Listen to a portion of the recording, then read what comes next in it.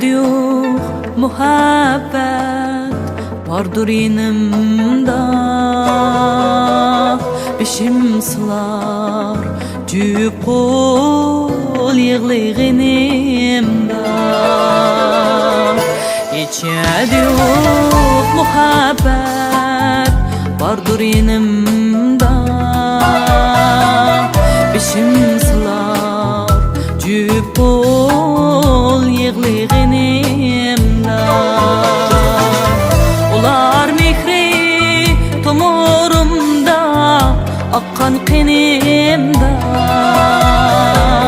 Ata-anam men üçün dünyadı bir. Perzendlerim yüreğimnin parisi, hemrayimdur gözlerimnin karisi. Perzendlerim yüreğimnin parisi,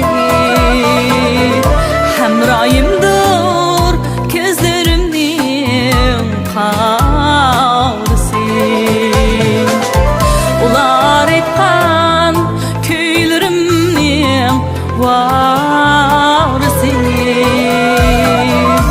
ailemdur men üçün dünyada bir.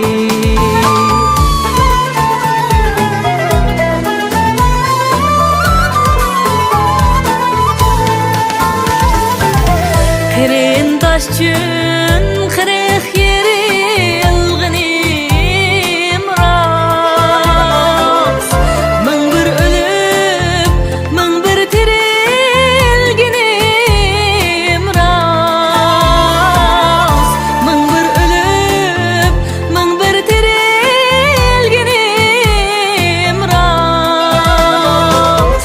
Hayatımga nur taratan zər quyaş, ular nefis zinnetim dünyada bir.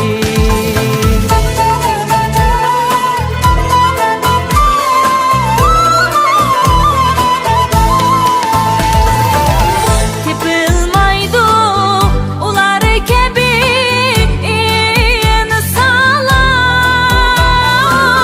tapalmaysan gözleridin noksalar,